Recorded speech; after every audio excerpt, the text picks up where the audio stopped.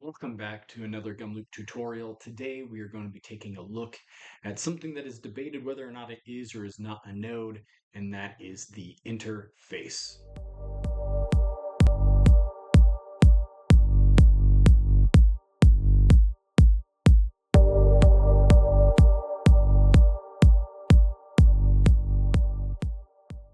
All right, so let's go ahead and take a look at the interface. And we access it not through this add node or subflow button here. We won't find it in here, but rather we're going to add it by clicking this add interface button up here at the top. What it's going to do is it's going to bring in this box here. That looks like a node, and that's why some people will call it a node, but it's not found in the rest of the node stuff. And this, think of this as a Google form builder or some other form builder, and that you can share with other people so that they can utilize your workflow. There's some limitations around that. We'll get to that in just a second, but let's go ahead and take a look at the interface first.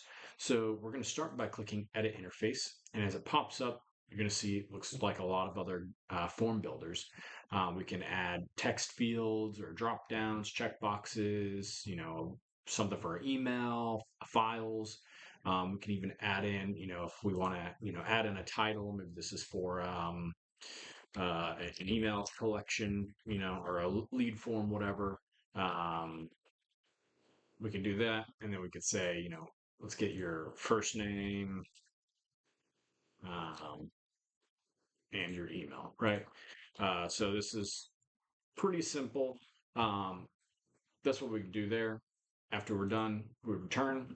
And as we save this, now we can do something else with this, which is the edit interface access. First, we have to save it after adding it in to be able to edit the interface access. And this will make a little bit more sense after I go on to the next portion of the tutorial here. But let's just look at a couple parts. This first part up here is to share it with a specific email address.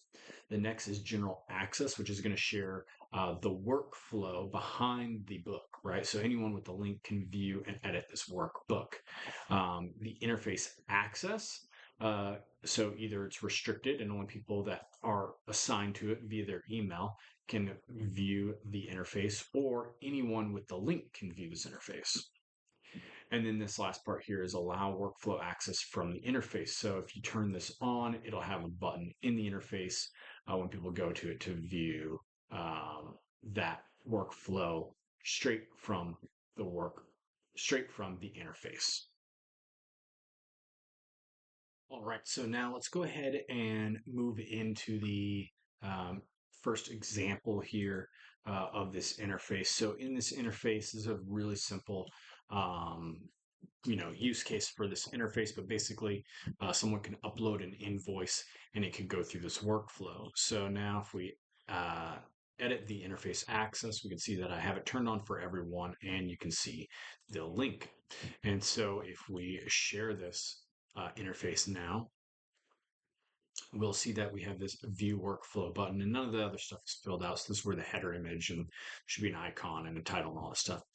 But now this is where one of the limitations of this. So whereas a Google form, you can share the link and anyone can fill out that Google form, this interface requires a Gumloop account to be registered. So while anyone could view this interface and even view the workflow straight from having this link, this only works if someone is logged in to their Gumloop account. It would not allow me to do anything with this because I need to be logged into some Gumloop account because it's still going to require credits, right? And so that is one of the limitations with this feature right now. I hope in the future they'll basically create this to where in the uh, interface access, I could have some option to where anyone could use this and it would use my personal accounts credits to run this workflow. I think that'd be a really cool way to expand the use case of this interface.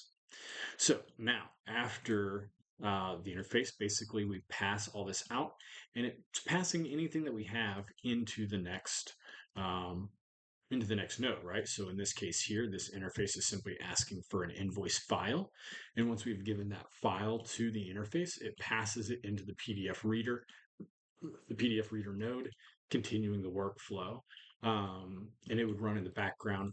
So that's how that all works. The interface is pretty simple but very powerful.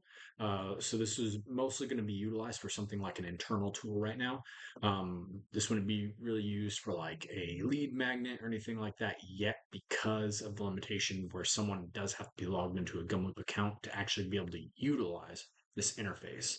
Um, yeah, so other than that, there's not a whole lot left on the interface to really discuss.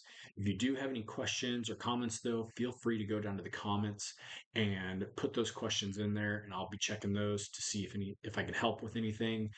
Or you can always go over to my website www.exemplarlabs.com.